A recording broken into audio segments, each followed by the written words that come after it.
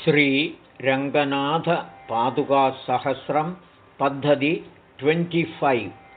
सन्निवेशपद्धतिः अनुष्टुप् अणोरणीयसीं विष्णोर्महतोऽपि महीयसीं प्रपद्ये पादुकां नित्यं तत्पदेनैव संहिताम्। वसन्तमालिका प्रतितिष्ठति पादसस्मितायां त्वयि नित्यं मणिपादुके मुकुन्दः इतरेदु परिच्छदास्तयेदे विभवव्यञ्जनहेतवो भवन्ति तव रङ्गनरेन्द्रपादरक्षे प्रकृतिः सन्नपि भक्तिपारतन्त्र्यात् भवतीं वहतीव पन्नगेन्द्रः प्रथितस्वस्ति कलक्षणैः शिरोभिः उपजाति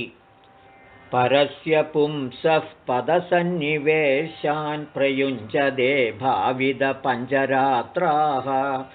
अखप्रदीपानपदिश्य पुण्ड्रानङ्गेषु रङ्गेशयपादुके त्वाम् विमृश्य रङ्गेन्द्रपदिं वराया श्रुते स्थितां मूर्धनि पादुके त्वां बध्नन्ति वृद्धाः समये वधूनां त्वन्मुद्रितान्याभरणानि मौलौ अवन्तिरङ्गेश्वरपादरक्षे दीर्घायुषां दर्शितभक्तिबन्धाः आशाधिपानामवरोधनार्यस्त्वन्मुद्रिकां मङ्गलहेमसूत्रैः इन्द्रवज्र व्यूहक्रमेण प्रथितारमग्रे सन्दर्शयन्तीं मणिपादुके त्वां पादुं त्रिलोकीं पदपद्मभाजं सौदर्शनीं शक्रिमवैमि शौरेः वसन्ततिलकं बद्धासिका कनकपङ्कजकर्णिकायां मध्ये कृशा मुररिपोर्मणिपादुके त्वं सन्दृश्यसे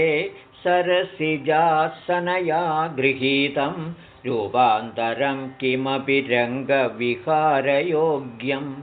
मानोचितस्य मदधीनजनस्य नित्यं मा भूधदकृपणते दिवि चिन्तयन्त्या बन्दीकृतं ध्रुवमवैमि वलग्नदेशे कार्श्यं त्वया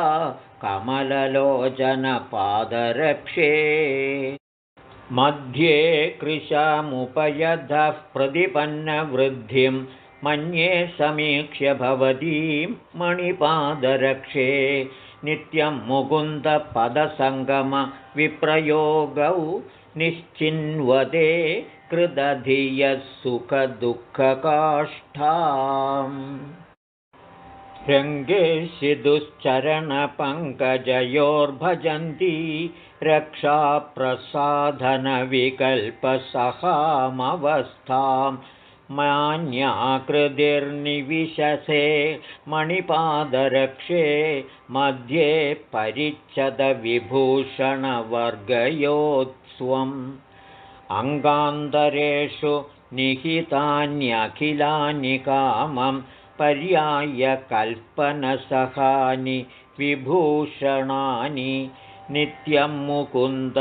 पदपद्मतलानुरूपं नैपथ्यमम्ब भवती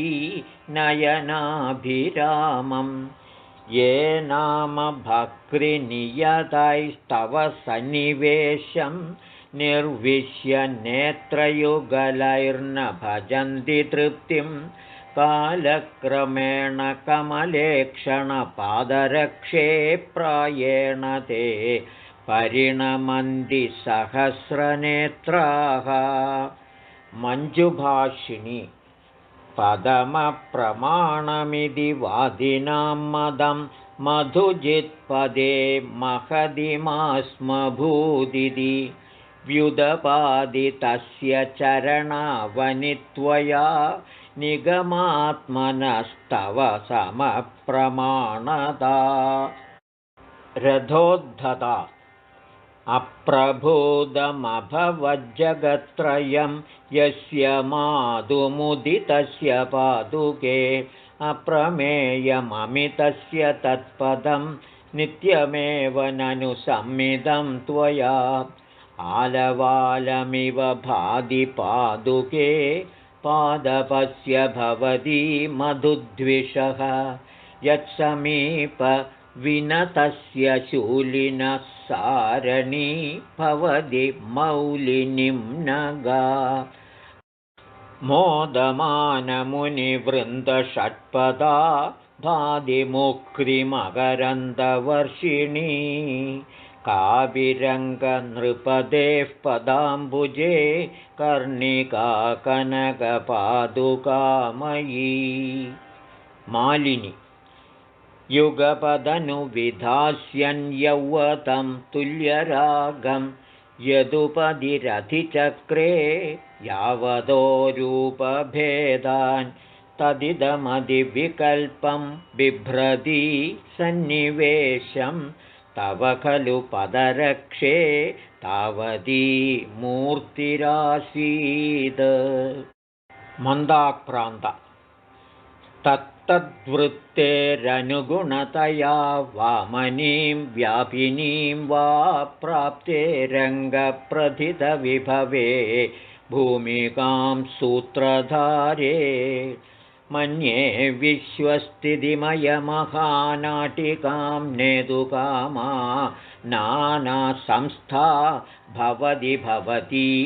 पादुके नर्तकीव उद्गीति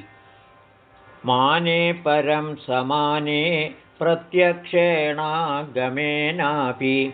हरिचरणस्य तवापि तु वैषम्यं रक्ष्य रक्षकत्वाभ्याम्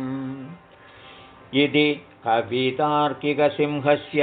सर्वतन्त्रस्वतन्त्रस्य श्रीमद्वेङ्कटनाथस्य श्रीमद्वेदान्ताचार्यस्य कृतिषु श्रीरङ्गनाथ पादुकासहस्रे सन्निवेशपद्धतिः 25 ॐ